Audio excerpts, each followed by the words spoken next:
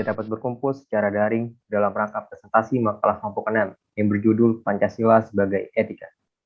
Sebelumnya kami ucapkan kepada Bapak Studi Rizal atas bimbingannya dan kesempatan pada presentasi kelompok 6 ini. Perkenalkan, saya Rian Rizky Kurnia sebagai moderator. Selain itu ada teman-teman saya yang hebat lainnya, yaitu Gilang Ramadan, Sandi Juang Adi Ningrat Songge, Ramadina Habsyah Dian Sapitri, Nazla Syuha Al-Hani, Asleta Risanura, Ataya Disa, Nabila Fitri Hayati, dan yang terakhir Rahmatullah Dainuri. Next. Pengertian etika. Etika berasal dari bahasa Yunani, ethos yang artinya susila. Etika yaitu salah satu cabang ilmu filsafat yang mengajarkan bagaimana hidup secara arif atau bijaksana, sehingga dikenal filsafat moral. Etika tidaklah sama dengan moral.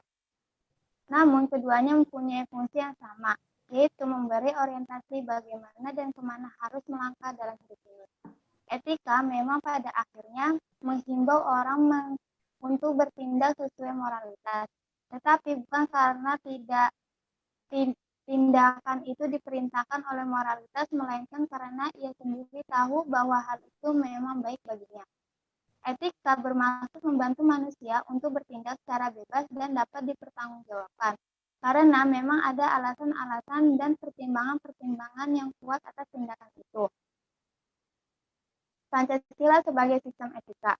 Etika yang mempertanyakan prinsip-prinsip dasar dalam hubungan dengan kewajiban manusia dalam berbagai lingkungan kehidupan khusus disebut etika khusus, yang di dalamnya terdapat etika individual dan etika sosial. Pancasila merupakan sistem etika sebab di dalamnya terkandung prinsip terdalam dan gagasan mengenai wujud kehidupan yang dianggap baik. Sila-sila Pancasila merupakan etika dan nilai-nilai masyarakat Indonesia.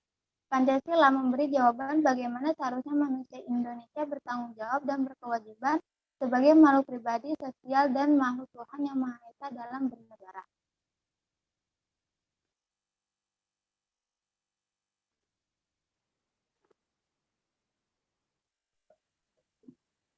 Etika politik dan etika Pancasila.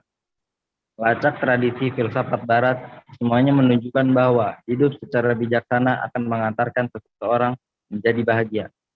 Menurut Immanuel Kant, abad 18, masalah etika bukan lagi masalah kebijaksanaan, namun sudah merupakan kewajiban. Etika menurut Immanuel Kant yaitu suatu kategori imperatif dalam arti bahwa etika bukanlah alat untuk mencapai tujuan tertentu, melainkan menjadi tujuan di dalam dirinya sendiri. Hal-hal yang harus diperhatikan dalam mendiskusikan masalah etika politik yakni kesamaan dalam penggunaan kerangka acuan, sedemikian rupa sehingga kerancuan pikir di dalam berdiskusi dapat dihindarkan. Etika dan politik memiliki tujuan yang sama, yakni terbinanya warga negara baik, yang susila, yang setia pada negara. Pancasila sebagai etika politik bagi bangsa dan negara Indonesia adalah etika yang dijiwai oleh falsafah negara Pancasila yang meliputi 1. Etika yang berjiwa ketuhanan yang Maha Esa. 2. Etika yang bersifat kemanusiaan. 3. Etika yang dijiwai oleh rasa persatuan nasional. Yang keempat, etika yang berjiwa demokrasi. Dan yang kelima, etika yang berjiwa keadilan sosial.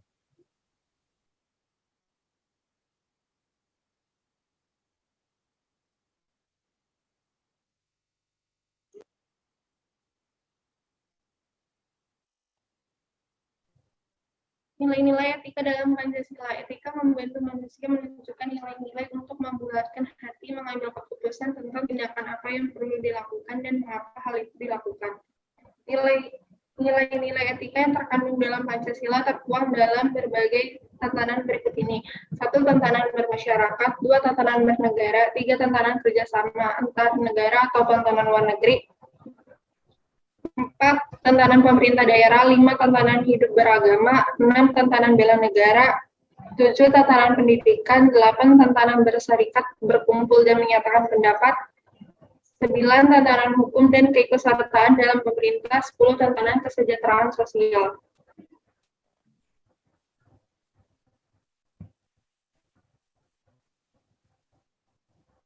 Etika dalam kehidupan, kenegaraan, dan hukum. Etika adalah sebuah cabang filsafat yang berbicara mengenai nilai dan moral yang menentukan perilaku manusia dalam hidupnya. Dalam kehidupan berkelompok, manusia meningkatkan dirinya ke dalam kehidupan bernegara. Bernegara adalah berorganisasi. Bentuk negara Indonesia yaitu republik, merupakan suatu pola yang mengutamakan pencapaian kepentingan umum dan bukan kepentingan perseorangan ataupun golongan. Negara adalah status hukum suatu legal society, hasil perjanjian bermasyarakat. Analisis kenegaraan tidak dapat dipisahkan dari analisis tata hukum. Etika dalam kehidupan kenegaraan dan hukum tidak lepas dari analisis fungsi kenegaraan, sistem pemerintahan, hak dan kewajiban warga negara dan penduduk yang semuanya diatur dalam etika kenegaraan dan etika tata hukum sebuah negara. Etika sosial dan budaya. Etika ini dimaksudkan untuk menumbuh kembangkan kembali kehidupan berbangsa yang berbudaya tinggi. Caranya adalah dengan mengunggah, menghargai, dan mengembangkan budaya nasional yang bersumber dari budaya daerah, agar mampu melakukan adaptasi, interaksi dengan bangsa lain, dan tindakan proaktif sejalan dengan tuntutan globalisasi.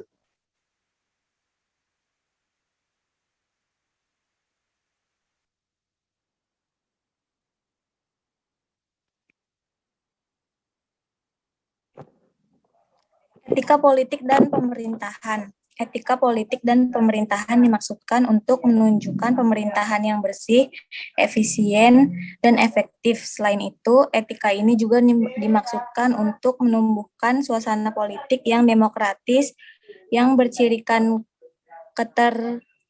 keterbukaan, rasa tanggung jawab, tanggap akan aspirasi rakyat, menghargai perbedaan, jujur di dalam persaingan, kesediaan untuk menerima pendapat yang lebih benar, serta menjunjung tinggi hak asasi manusia dan keseimbangan hak dan kewajiban dalam kehidupan berbangsa.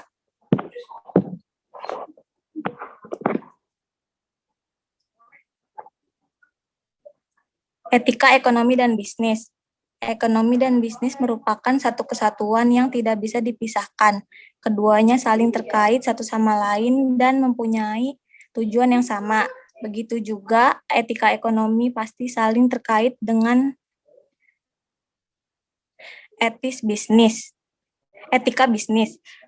Etika ekonomi dan bisnis bertujuan supaya prinsip atau pedoman dan perilaku yang menyangkut tingkah laku ekonomi dan bisnis baik oleh perseorangan, persekutuan, institusi atau instansi, perusahaan maupun pengambil keputusan dalam bidang ekonomi yang dapat memunculkan suatu keadaan dan kenyataan ekonomi yang mempunyai ciri-ciri antara lain persaingan yang sehat, jujur, dan mengedepankan profesionalisme serta berkeadilan, maupun mendorong berkembangnya etos kerja ekonomi, sikap kerja ekonomi, daya tahan ekonomi, dan kemampuan saing secara jujur, sehat, profesional, serta terciptanya keadaan kondusif yang bertujuan untuk pemberdayaan ekonomi yang berpihak pada rakyat kecil melalui kebijakan secara berkesinambungan sehingga mampu menciptakan masyarakat yang berdaya saing, adil, sejahtera, dan makmur.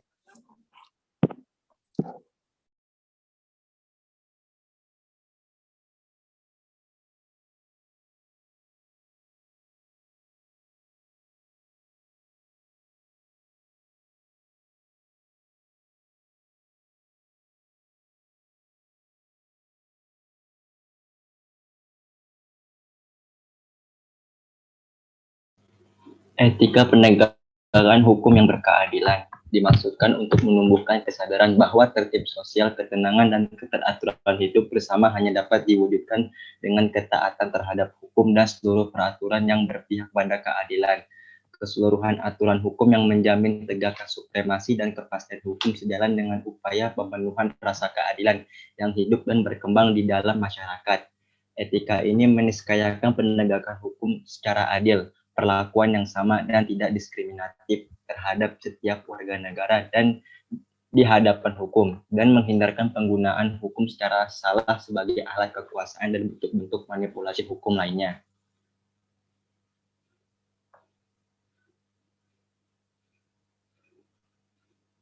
Etika keilmuan. Etika keilmuan diwujudkan dengan menjunjung tinggi nilai-nilai ilmu, pengetahuan, dan teknologi agar mampu berpikir rasional, kritis, logis, dan objektif. Etika ini ditampilkan secara pribadi dan ataupun kolektif. Dalam perilaku gemar membaca, belajar, meneliti, menulis, membahas, dan kreatif dalam menciptakan karya-karya baru, serta secara bersama-sama menciptakan iklim kondusif bagi pengembangan ilmu pengetahuan dan teknologi. Dengan adanya etika, maka nilai-nilai Pancasila yang tercermin dalam norma-norma etik kehidupan berbangsa dan bernegara dapat kita amalkan. Etika lingkungan menegaskan pentingnya kesadaran menghargai dan melestarikan lingkungan hidup serta penataan ruang secara berlanjutan dan bertanggung jawab. Baik, setelah berakhirlah sesi presentasi dari kelompok kami. Kita akan memasuki sesi tanya jawab. Setelah kami kumpulkan pertanyaan-pertanyaan dari teman-teman sekalian. Pertanyaan pertama akan dibahas oleh Gilang Ramadan. Tempat dipersilakan.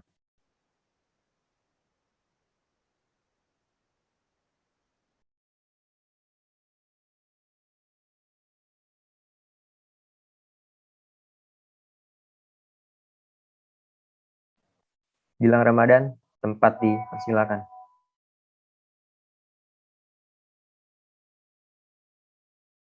Oke. Saya akan menjawab pertanyaan dari Ilmi Nurfadila. Ilmi Nurfadila menanyakan pada slide pertama, etika politik dan pemerintahan disebutkan bahwa etika ini dimaksudkan untuk mewujudkan pemerintahan yang bersih, efisien, dan efektif, serta menumbuhkan suasana politik demokratis. Tapi kenyataan yang saya lihat masih banyak pejabat negara yang melakukan korupsi. Menurut kalian, langkah apa saja yang digunakan untuk mengatasi korupsi? Oke, saya akan menjawabnya. Untuk menciptakan pemerintahan yang bersih, efektif, efisien, yang mampu menciptakan iklim demokrasi yang berkualitas, maka yang memberikan solusi dalam mengatasi masalah ini antara lain. Yang pertama, dipunyai komitmen untuk memperkuat peran dan fungsi lembaga pengawas otoritas anti korupsi, dan lembaga pengawas harus memiliki kemandirian yang baik dalam melanjutkan dan menjalankan tugasnya. Yang kedua, memastikan transparansi kontrak pengadaan dengan keterbukaan diharapkan bisa menghindari penyalahgunaan wewenang, mengidentifikasi potensi konflik kepentingan, dan memastikan penetapan harga yang adil. Ketiga, mempublikasikan dan menjamin akses data yang relevan. Pemerintah harus memastikan adanya akses data bagi masyarakat, informasi dan data yang mudah diakses oleh masyarakat. Perlu dijamin hak masyarakat dalam memperoleh informasi dan data secara adil dan setara. Oke, cukup sekian saya jawab pertanyaan dari administrasi. Baik. Kita langsung ke pertanyaan yang kedua. Akan dibacakan oleh Aisleta Hisanura. Tempat dipersilakan.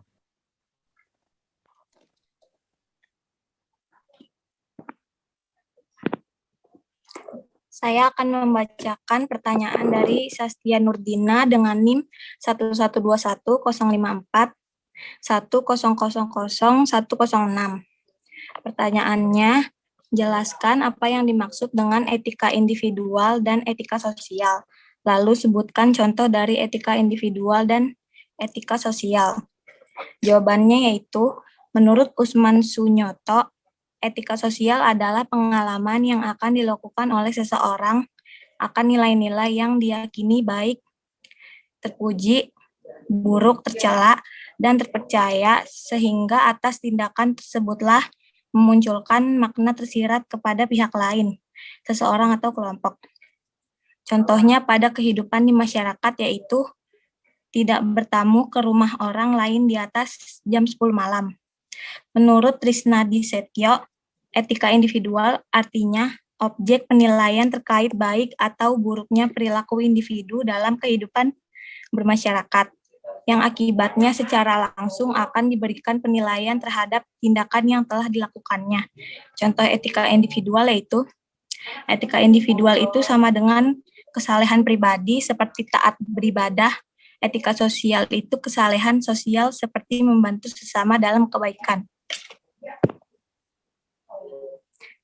Itu adalah jawaban dari pertanyaan Sastia Nurdina. Baik, terima kasih Esteta.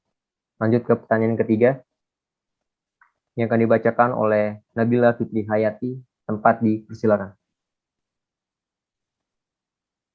Saya akan menjawab pertanyaan dari Devi Ananda Putri yang berNIM 1121054100099. Pertanyaannya ialah bagaimana caranya agar setiap individu sadar dalam menghargai dan mengembangkan budaya nasional pengirim, sehingga dapat menciptakan etika sosial dan budaya. Jawabannya, untuk membentuk etika sosial dan budaya, maka dibutuhkan rasa tetap jujur, saling peduli, saling memahami, saling menghargai, saling mencintai, dan saling tolong-menolong di antara sesama manusia dan warga bangsa. Selain itu, perlu menumbuh kembangkan kembali budaya malu, yaitu malu berbuat kesalahan dan semua pertentangan dengan moral agama dan nilai-nilai luhur budaya bangsa. Menumbuh kembangkan kembali budaya keteladanan yang harus diwujudkan dengan perilaku para pemimpin baik formal maupun informal pada semua lapisan masyarakat. Agar etika ini bisa berjalan dengan baik diperlukan penghayatan dan pengalaman agama yang benar, kemampuan adaptasi, ketahanan, dan kreativitas budaya dari masyarakat. Berikut adalah jawaban dari pertanyaan Devi Ananda Putri. Baik, terima kasih Nabila. Lanjut ke pertanyaan selanjutnya. Pertanyaan keempat akan dijawab oleh Nazla Syulha Alhani. Tempat dipersilakan. Saya akan menjawab pertanyaan dari Lasya Fauzia dengan NIM 11210541121.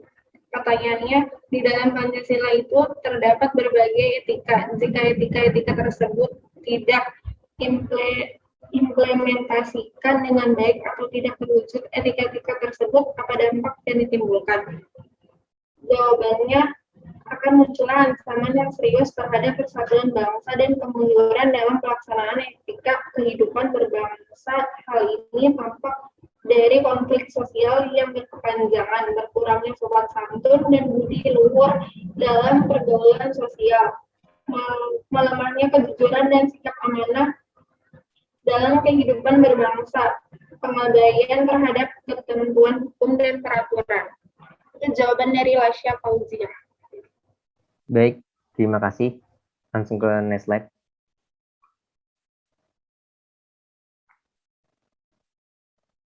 Berakhirlah sesi tanya jawab dan juga presentasi kelompok 6. Izinkan saya membaca kesimpulan dari apa yang telah disampaikan oleh kami. Kesimpulannya yaitu, etika merupakan suatu pemikiran kritis dan mendasar tentang ajaran-ajaran dan pandangan-pandangan moral. Etika juga membahas tentang bagaimana kita harus mengambil sikap bertanggung jawab di saat berhadapan dengan berbagai ajaran moral.